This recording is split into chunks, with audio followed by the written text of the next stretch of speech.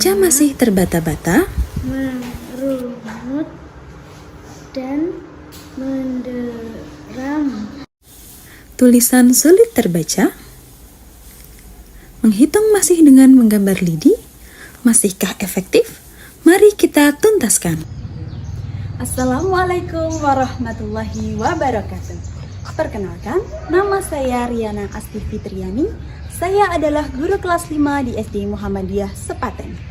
SD Muhammadiyah Sepaten terletak di Kelurahan Kranggan, Kapanewon Galur, Kabupaten Kulon Progo, Provinsi Daerah Istimewa Yogyakarta. Perjalanan menuju SD Muhammadiyah Sepaten. SD Muhammadiyah Sepaten merupakan salah satu sekolah swasta yang ada di wilayah Kapanewon Galur.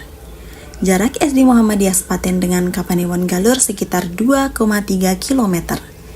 SD Muhammadiyah Sepaten tidak terletak di tepi jalan raya.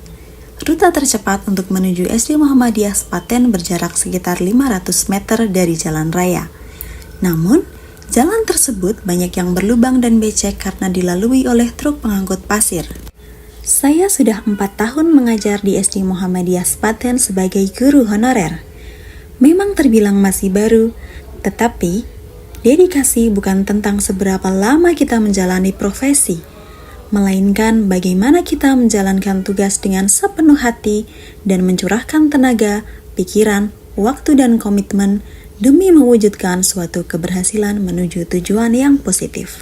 Saya percaya bahwa keberhasilan pembelajaran tidak hanya berorientasi pada guru, tetapi juga pada kerjasama yang baik antara guru, kepala sekolah, rekan sejawat, siswa, dan orang tua siswa.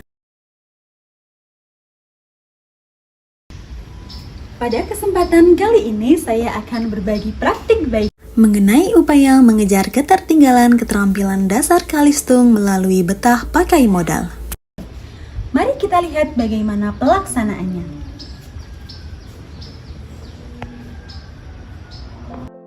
Program apa yang diterapkan? Program yang diterapkan adalah pembelajaran tambahan yang difokuskan pada peningkatan keterampilan dasar membaca, menulis, dan menghitung dengan memanfaatkan modal. Apa itu modal? Modal merupakan modul dasar latihan yang terdiri atas modul membaca, menulis, dan menghitung. Latar belakang masalah. Pertama, karena adanya pandemi COVID-19 yang mengakibatkan siswa harus belajar dari rumah, sehingga guru tidak maksimal dalam mendampingi siswa. Kedua, hasil asesmen awal selama 3 tahun terakhir menunjukkan rata-rata 31,6% siswa di kelas 5 belum lancar membaca, 48% siswa belum lancar menulis, 55,3% siswa belum lancar menghitung, sehingga dibutuhkan suatu program belajar tambahan pakai modul dasar latihan. Tujuan inovasi. Pertama, meningkatkan kemampuan dasar Kalistung siswa yang mengalami ketertinggalan, menyediakan modul inovatif sesuai dengan kebutuhan siswa, melakukan pembelajaran secara bertahap dan terprogram, mengurangi jumlah siswa yang berada di bawah standar nilai minimum, mendukung diferensiasi pembelajaran, serta meningkatkan hasil belajar siswa. Deskripsi inovasi. Modal atau modul dasar latihan memungkinkan pembelajaran yang terstruktur dan bertahap. Modal terdiri dari 3 modul dan setiap modul terdiri atas 3 level. Modal dapat digunakan di kelas dan di luar jam pembelajaran. Modal memungkinkan pendampingan guru berdasarkan kebutuhan siswa dan menyediakan latihan intensif dalam membaca, menulis, serta menghitung. Langkah implementasi. Diawali dengan perencanaan. Pertama, melakukan asesmen awal. Hasil dari asesmen awal selama 3 tahun terakhir dapat dilihat pada tabel berikut ini. Kedua, melakukan rapat perencanaan program berdasarkan keberhasilan program pada tahun sebelumnya dan hasil asesmen awal yang menunjukkan hasil kurang baik. 3. Penyusunan program dan pengembangan modal. Pelaksanaan aksi. Pertama, sistem pelaksanaan program. Modal merupakan modul ajar yang tersusun dari 3 bagian, yaitu membaca, menulis, dan menghitung. Setiap bagian memiliki 3 level yang harus diselesaikan. Siswa mendapat tanda bintang ketika sudah menyelesaikan 1 level. Siswa dianggap lulus dari program apabila sudah menyelesaikan seluruh level dari semua modul. Siswa mendapatkan buku pantauan yang harus selalu dibawa ketika pelaksanaan program. Yang kedua, waktu pelaksanaan program. Program pembelajaran dilakukan pada pembelajaran di kelas, jam istirahat, jam di luar sekolah, dan pembelajaran khusus. Media dan teknologi. Aplikasi desain berupa Canva dan CorelDRAW digunakan dalam penyusunan modal.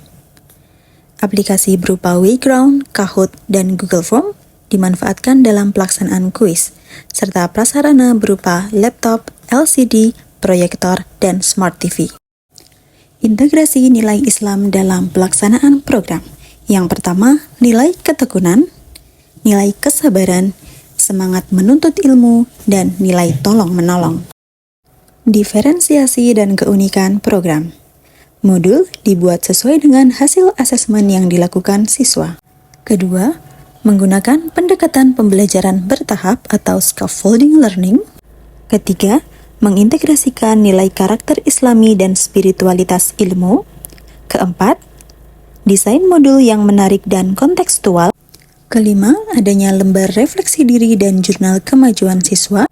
Keenam, validasi dan umpan balik cepat dari guru. Hasil.